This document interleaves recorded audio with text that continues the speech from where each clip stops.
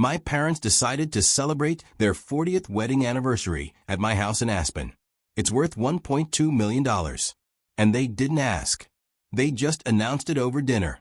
My mother said, "We're using your house." My father added, without looking up, "The family shares."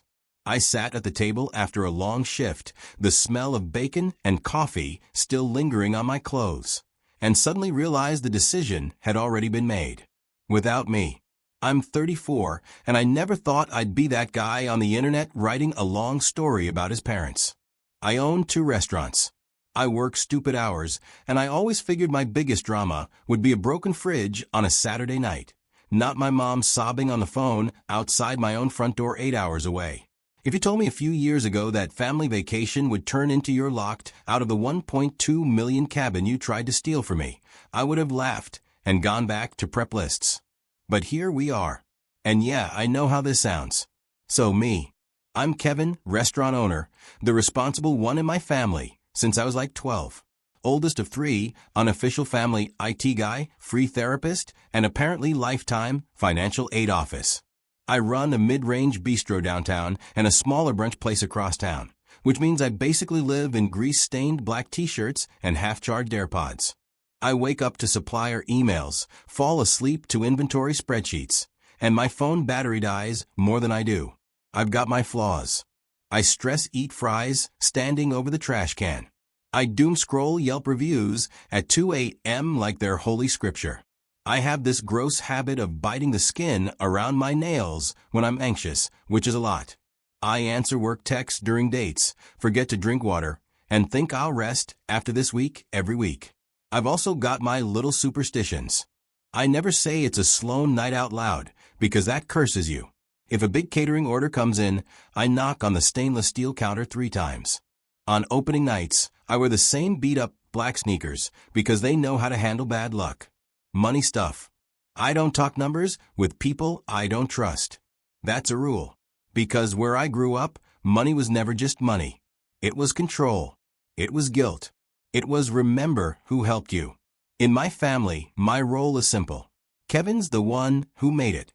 Kevin has money now. Kevin will fix it. My parents say it like it's a compliment. It never feels like one. The cabin in Aspen was supposed to be the one thing that was just mine. Not a restaurant, not a loan, not a temporary help us out. Just a quiet place I bought after a decade of 80-hour weeks, burnt fingertips, and taking double shifts no one else wanted. It's managed as a short-term rental when I'm not there because I'm not an idiot. Houses don't pay for themselves. I didn't buy it to flex. I bought it because for once I wanted to stand in a place and not hear kitchen tickets printing in my head.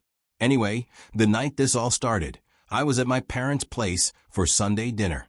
I just finished a brunch shift. My clothes still smelled like bacon and coffee, and I was half asleep at their dining table, pushing peas around my plate.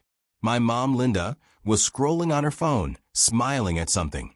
My dad, Tom, was on his 3rd glass of wine, lecturing my younger brother, Nate, about steady careers, while Nate pretended to listen. Mom suddenly looked up bright and casual, like she just remembered something cute. "Oh, by the way," she said, waving her fork like it was nothing. "We're using your vacation home for our anniversary." I blinked. "Sorry, what?" She rolled her eyes like I'd missed an obvious memo. "The cabin," she said. "In Aspen? We're going for our 40th. Just the 2 of us. Maybe a few friends. Romantic getaway." My fork froze halfway to my mouth. "I didn't know you were going to Aspen," I said slowly. Dad snorted. "Oh, don't start, Kev. Family shares." He raised his glass at me, like he was toasting the generosity I hadn't actually offered. "You don't mind. You're not even using it." Nate smirked into his mashed potatoes. My sister Jenna didn't look up from her phone. I just sat there, heart thudding, hearing the way Dad said it. Not can we go? Not would it be okay? Just a decision already made. With my name on the mortgage and their bags mentally packed. Here's the thing. That sentence, family shares, didn't come out of nowhere. It's basically the family motto, right after don't upset your mother, and Kevin will figure it out. We didn't grow up rich. My parents were classic paycheck to paycheck people who still somehow bought new TVs every Black Friday. Dad worked in construction management. Mom bounced between admin jobs. We weren't starving, but money was always this storm cloud. Bills on the counter, arguments in the kitchen, my parents whispering about overdraft fees when they thought we couldn't hear. From the time I got my first job washing dishes at 15, my money wasn't really mine. It was, Kev, can you put gas in the car? Until Friday. It was, we'll pay you back when taxes hit. Spoiler, they never did. In college, I stayed in state, worked nights in a crappy diner, and sent money home every month because your little brother needs cleats and your sister's braces aren't covered. I didn't complain. I thought that's what you did. You helped. You're a good son. Then I fell in love with restaurants. The chaos, the adrenaline, the tiny high when a table said that dish was the best thing they'd ever had. I busted my ass, climbed from line cook to sous chef to head chef, and eventually, after years of saving and signing my life away on loans, I opened my first place. My parents came to the opening night. Dad shook my hand like I was a business associate. Mom cried, but she still whispered, "Don't forget where you came from." I didn't. Trust me, they made sure.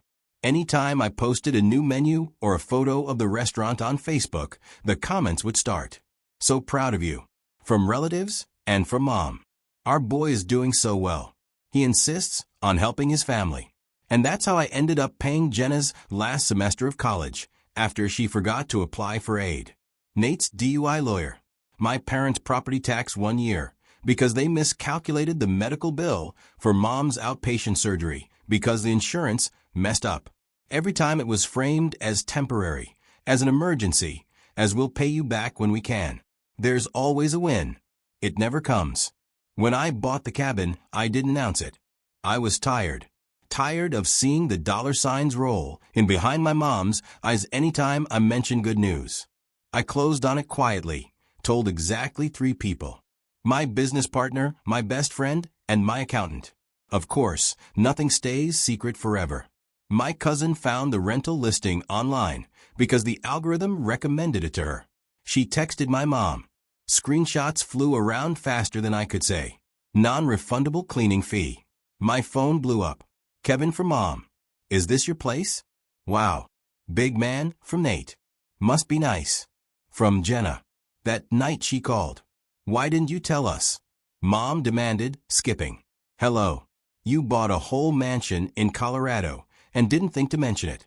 It's not a mansion, I said. It's a cabin. 2 bedrooms, a loft. And I just wanted one thing that wasn't a group project. Dead silence. Then a sharp laugh. We're family, Kevin. We don't hide things. Family shares. I made the stupid mistake of explaining the business side of it. How the mortgage was high. How property taxes in Aspen were no joke.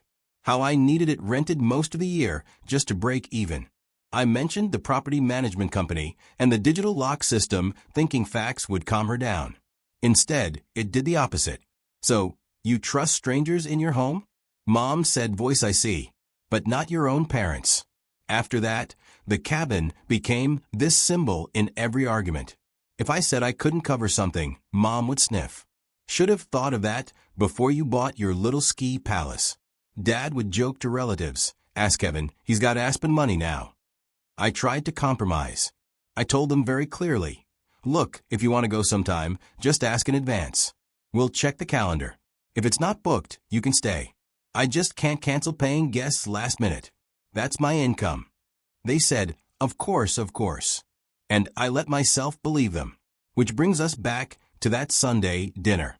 After Mom casually announced they were using the cabin, she slid her phone across the table. On the screen was a group chat with some of their friends.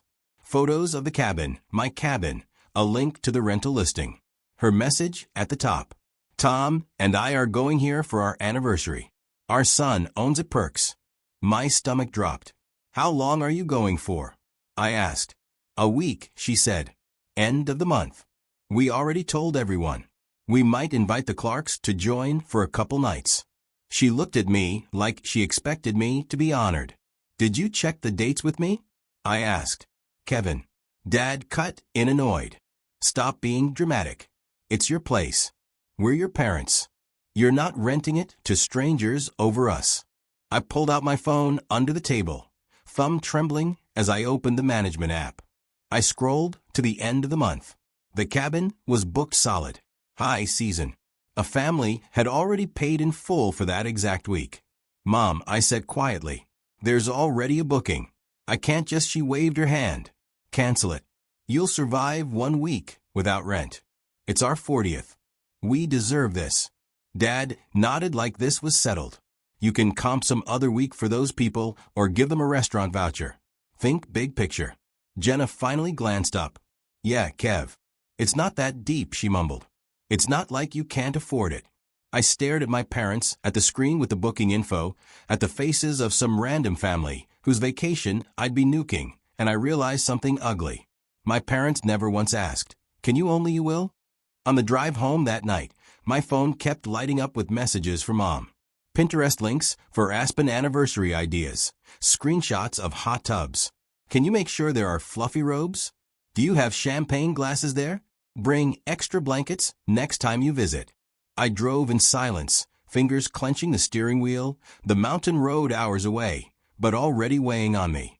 By the time I pulled into my apartment parking lot, one thought was echoing so loud in my head, I couldn't ignore it anymore.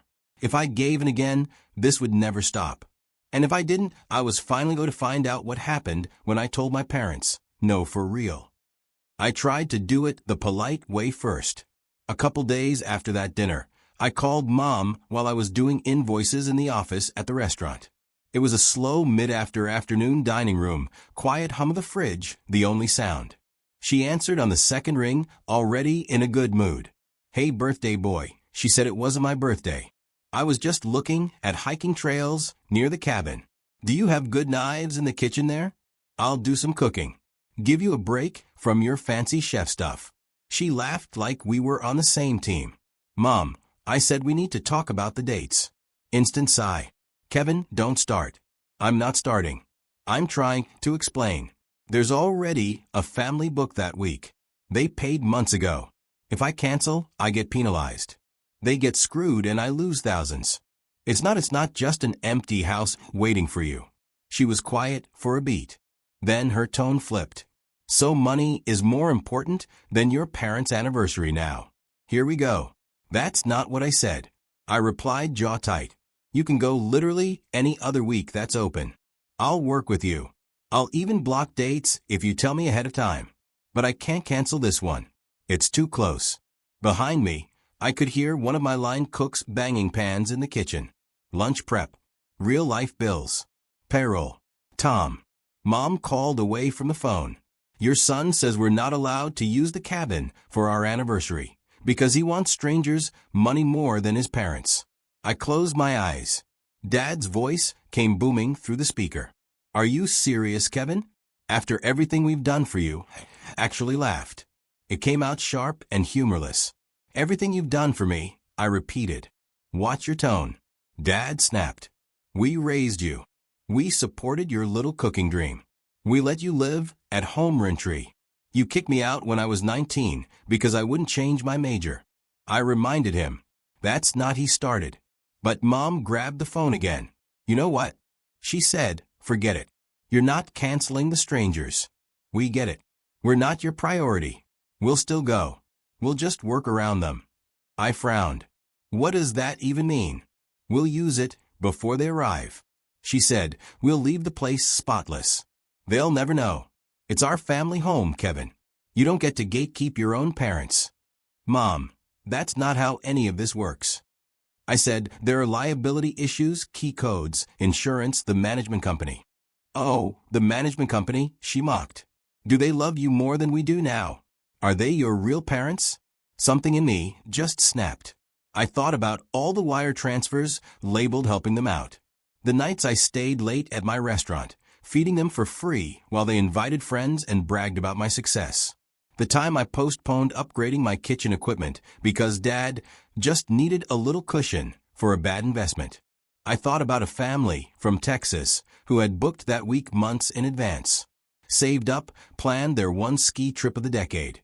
And then I pictured my parents rolling in like royalty, calling it theirs. "You can't go," I said quietly. Silence. "Excuse me," Mom said. You, I repeated, cannot go that week. If you show up, you won't have access. I'm not canceling the booking, and I'm not letting you squat around it. I'm done letting you treat my stuff like it's a community resource. There it was, the word done hanging between us. She laughed, but there was no humor in it. Tom, she said sweetly, did you hear that? Our son says we can't go to his house. We're banned. Dad came back on voice low and dangerous. You listen to me, he said. You are nothing without this family. We've carried you. We've given you everything.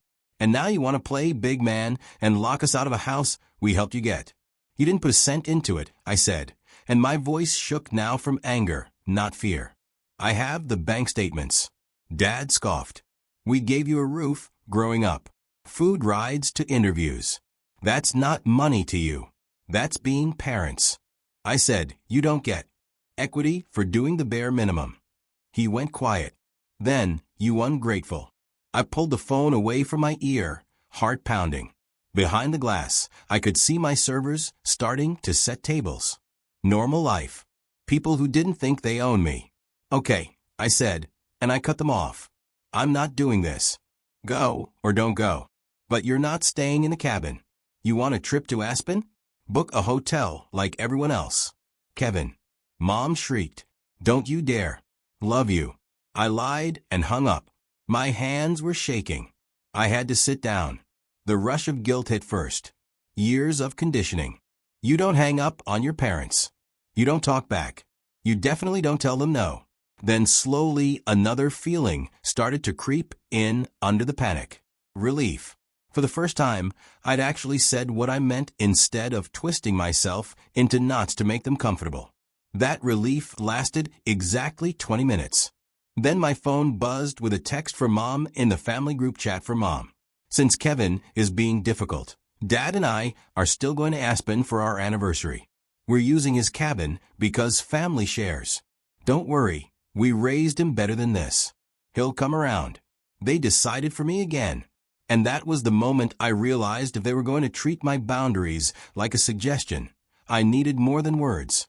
I needed control. So I opened the property management app. Then I called my rep, Amy. Hey, Amy, I said, forcing my voice steady when she picked up. It's Kevin Matthews, Aspen Cabin Unit. Yeah, that one. I need to update access for an upcoming stay. No problem, she said. What's changing? I looked at the family group chat still lighting up on my screen. Effective immediately. I said nobody gets into that house without a confirmed booking under their name. No early arrivals. No, we're just family. If the Matthews family shows up without a reservation, I exhaled, deny access, and tell them to call me. I didn't remind them of anything after that. I didn't argue in the group chat when Mom wrote paragraphs about sacrificing so much for ungrateful children. I didn't respond when Jenna sent me screenshots of Mom crying all afternoon. I went to work. I ordered produce. I yelled about undercooked chicken. I pretended the countdown in my head to their trip wasn't real. The week of their anniversary, I watched the calendar like a hawk. Day before they posted a picture on Facebook, 2 suitcases, matching neck pillows caption. Off to celebrate 40 years in our son's Aspen home. He's so good to us. I stared at the word hour until the letters blurred. The morning they drove up, I was deep in brunch chaos. Eggs everywhere, printer spitting tickets, a server crying because table 6 didn't like their avocado toast. I put my phone on Do Not Disturb and told myself that if something truly catastrophic happened, the property manager would call the restaurant directly. Around 5 p.m., as the dinner prep started, my watch buzzed with a silent notification. Mom, 3 missed calls. Dad, 1 missed call. Unknown, 1 missed call. Then a text. Mom, code isn't working. Send new one now. We're in the snow with groceries. I stepped into the walk-in cooler where it was quiet. I typed back me. If you don't have a booking under your name, you won't have a code. You were told this. 3 dots. Then Mom, Kevin, stop joking. We've been driving 8 hours. The lock says access denied. Fix it. A second later, the unknown number called again. Property management. I answered. Hey, it's Kevin. I said, hi, Kevin. It's Amy. She replied, sounding very calm. Your parents are here. They're insisting they have permission to stay, but there's no booking. Just confirming you still want us to deny access. Through the phone, I could faintly hear my mother in the background raising hell. Yes, he does. She yelled. He's our son. He said we could. My throat closed for a second. This was it, the point you usually fold. I pictured their faces, their age, their long marriage. I pictured my bank account, my staff, my stress. I pictured the family from Texas checking in tomorrow, excited. Yes, I said quietly. Keep the door locked. They do not have authorization to enter. They need to find alternate lodging. Amy paused. Okay, she said finally. We'll handle it. I'll tell them to call you. Just a heads up, they're upset. That's not new, I said, trying to joke. When I hung up, it took me a full minute before I could move. The air in the cooler suddenly felt too thin. Then my phone lit up like a Christmas tree. Mom, how could you do this to us? Mom, we are standing outside your house. Dad, open the door, Kevin. Mom, there are people watching. This is humiliating. Then she called. I answered. Her voice came through raw and furious. I hope you're happy, she spat. Your father is freezing. My hands are numb, and we look like idiots because our own son locked us out of his home. You locked yourselves out, I said, forcing my voice steady. I told you not to go without a booking months ago. I told you I wouldn't cancel the guests. You went anyway. You are making us stay in a motel, she cried. On our anniversary. Do you have any idea how cruel that is? You chose to drive 8 hours without confirming anything with me. I said, you chose to ignore what I told you. That's not my responsibility. We raised you, she shouted. We fed you. Yeah.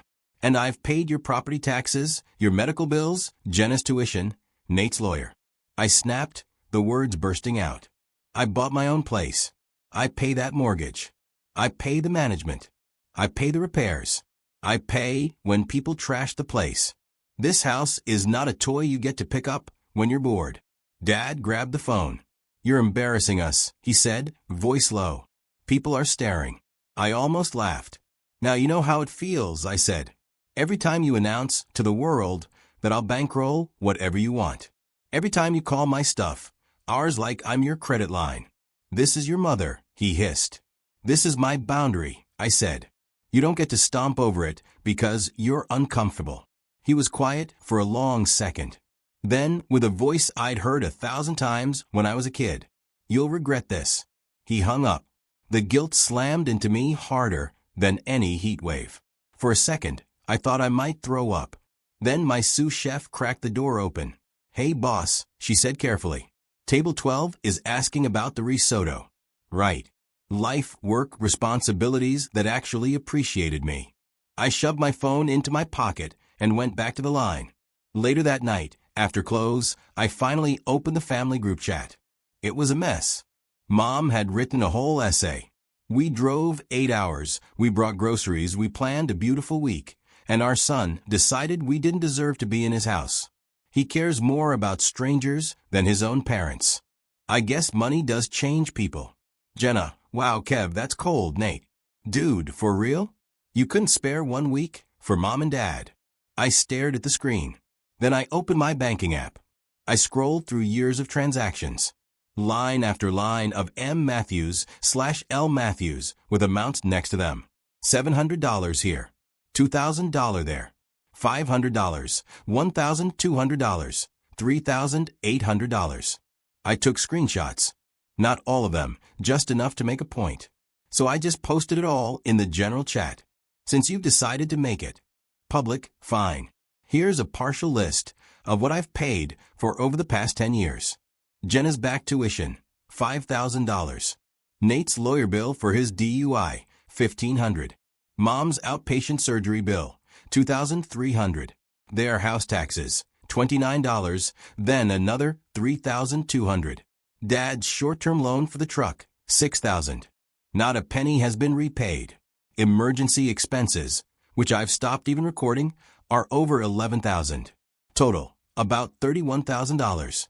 And that doesn't include free food, holidays, or interest, which I never charged. The house in Aspen is paid for entirely by me. The mortgage is by me. The repairs, maintenance, and management are also by me. You haven't put a penny into this house. Not a penny. You've been supported for years. And once when I said no, I was called cruel. After that, the chat went silent. No one wrote. Then Aunt Lisa intervened, the one who usually stays out of family conflicts. She wrote that she didn't know about all this and was very sorry. Then my cousin was surprised. Wait, were you really forced to pay their property taxes? Jenna immediately responded. Why are you bringing up old issues? This is family. I wrote, exactly. Family, not an ATM. You can't demand access to everything I have and then play the victim when I draw the line. You went to Aspen without proof of residency. That was your decision and your responsibility. Mom started a message, deleted it, started again. Then she sent the last one. Enjoy your money, Kevin. I hope it keeps you warm when you're old and alone. Then she left the chat. Nate left next. Jenna stayed, but didn't write anything else. I stared at the mom left the conversation notification like it was a tombstone. I won't pretend it didn't break me. I sat on a plastic crate in the restaurant's back hallway and cried, really ugly, choking. The dishwasher pretended not to notice. But even through the pain and shame, I felt something else. Calm. No vague threats. No, we'll see. The line had been drawn. The next day, a family from Texas moved into the house. The management company sent me a photo. The kids were building a snowman in the yard. The guests have checked in, everything is fine, they wrote. I stared at the screen for a long time, then put the phone away. And for the first time, I didn't feel ashamed of choosing strangers over my own parents. Because these people followed the rules, respected their space, and paid exactly what they owed. And my family spent years overspending at my expense. A year has passed since the Aspen incident. My relationship with my parents has almost completely disappeared. My mother has blocked me. My father sends dry birthday messages, which I don't reply to. My siblings are keeping their distance. The holidays have become quiet. Last Thanksgiving, I didn't go home, closed the restaurants early, and fed the staff. The sous chef said, working for you is like family only without the guilt, and I had to go to the walk-in cooler to keep from crying. The house is in good order, and reservations are coming in constantly. Sometimes I go there alone in the off-season, sit on the terrace with a cup of coffee, and just listen to the silence. After all this, I started recording everything on paper. No free overnight stays, even for relatives, only actual reservations and prepayment. I set a small family budget, and when it runs out, that's it. And I started therapy to finally unravel 30 years of living in the you should mode.